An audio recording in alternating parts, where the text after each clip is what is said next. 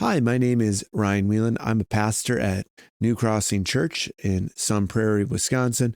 This is a video commentary series for our sermon series in the Book of Ruth. We're going through the Book of Ruth, and this is Ruth 4, 13 through 22. So that's enough chit-chat. Grab your Bible and let's jump right in. As we come to Ruth 4, 13 through 22, we reach the conclusion of one of the most beautiful and carefully woven stories in all of Scripture. It's been super fun. It began in famine, death, emptiness, and that wasn't fun. But now it ends with life, restoration, lasting hope. The verses that we're going to be reading are quieter than the rest of the book in a way, but they're loaded with meaning. God has been working the entire time, and now his purposes are brought fully into light. Let's check it out. We begin in Ruth 4:13. So Boaz took Ruth, and she became his wife, and he went into her, and the Lord gave her conception, and she bore a son. So first, notice that Boaz took Ruth. This isn't accidental. This is covenant language. It's not impulsive romance. This is lawful, intentional redemption. And she became his wife. She became his Esau, as it is in Hebrew, or Isha. And interestingly, this is showing that Ruth is no longer a foreigner or a gleaner. She now has a new standing, a new security, a new name within the people of God. And finally, in this new life, the Lord gave her conception, getting rid of any idea of anyone else being in control. This child is not credited to chance, to fertility, or timing, but to Yahweh himself. Ruth has been barren in Moab for many years, probably over a decade. Now in Bethlehem, God gives life. That's incredible. Redemption certainly doesn't erase the past, but it does transform the future. In verse 14, we read, Then the women said to Naomi, Blessed be the Lord who has not left this day without a redeemer, and may his name be renowned in Israel. So we see the women saying, Blessed be the Lord. This is public praised. God is named, credited, and celebrated. And then we also noticed that he has not left you.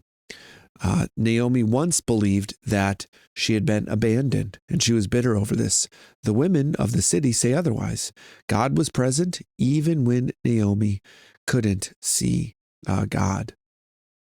And we see that the Redeemer, the big word Redeemer, shows up again here. And Redeemer, in case you forget, it's Goel. And this word is a legal and covenant word, meaning it is a person who has saved the person who was lost. So Naomi and Ruth were the foreigners. Ruth was the foreigner, Naomi was the widow, and they needed to be protected and saved. And the Goel, or the Redeemer, restores what has been lost, buys back what's been sold. At this point, the Redeemer is Boaz, and also this points to Jesus being the Redeemer of the whole world. And Boaz in this story, like we've said, represents Jesus. Then we continue in verse 15, where life is restored through covenant love. And we see that he is a restorer of life. How cool is that? We're not sure if it's God or Boaz, but it seems like it's God. God is the restorer of life. Naomi's vitality, purpose, and future are being renewed. Ruth's vitality, purpose, and future are being renewed as well.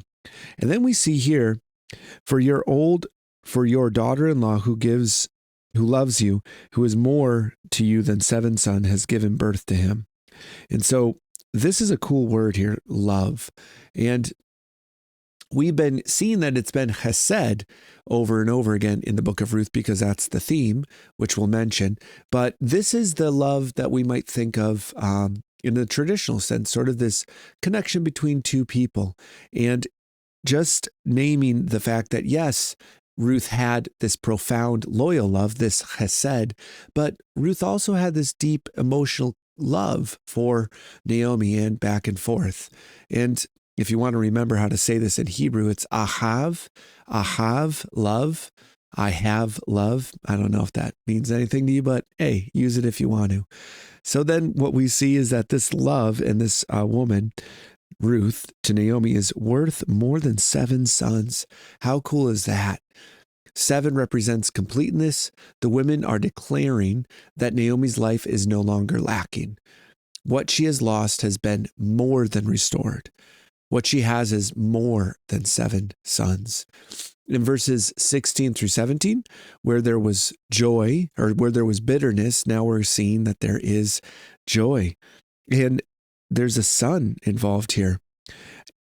We read, "Then Naomi took the child and laid him on her lap and became his nurse." This is a reversal of chapter 1.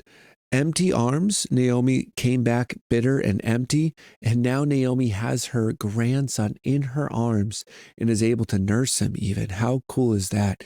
It's a total transformation. And then they named this son. They gave him a name. A son has been born to Naomi. The name was Obed. Interestingly, the women named the child, not the parents. This emphasizes community affirmation and covenant belonging. So it's kind of an interesting way to name a kid, right? The women of the neighborhood gave him a name. Pretty interesting there. They named him Obed. And so Obed is an interesting name. It means humble. And so, although I just have Obed labeled here, Obed means humble, and the name means humble or servant. And this child's identity is bound to service, humility, purpose within God's plan. And the text, all of the sudden, then after we hear that this child's name is Obed, interesting, all of the sudden it widens and expands, and we see something really interesting. He was the father of Jesse, the father of David, meaning Obed's grandson is David, the king. That means Ruth is David's great grandmother, and Boaz is David's great grandfather. How cool is that? And then finally, we end with this genealogy. These are the generations of Perez. And generations here, it's a fun word, toledot. And this word signals God's unfolding plan through history. Nothing here is accidental. The genealogy is specifically shown to be incredibly important because it all leads up to David, but also it's very clear that there's people here that are ordinary, they're ordinary families, ordinary faithfulness, and all of this ordinary faithfulness works to accomplish extraordinary redemption. And you see at the very end here, David is mentioned again. Pretty cool. So that wraps up our commentary series on the Book of Ruth. The Book of Ruth closes quietly but powerfully through mentioning David. Naomi's emptiness has become full. She even has her grandson laying on her lap. Ruth's faithfulness has become fruitfulness and even leading to the line of Jesus himself. What looked like loss wasn't actually loss in the end. What felt like silence wasn't actually abandonment. God was redeeming. He was restoring. He was preparing salvation through steadfast love, through chesed. And the same God is still writing the story for you today. His profound, loyal love, his chesed, is writing a good story for you. Praise God. Amen. And see you next time.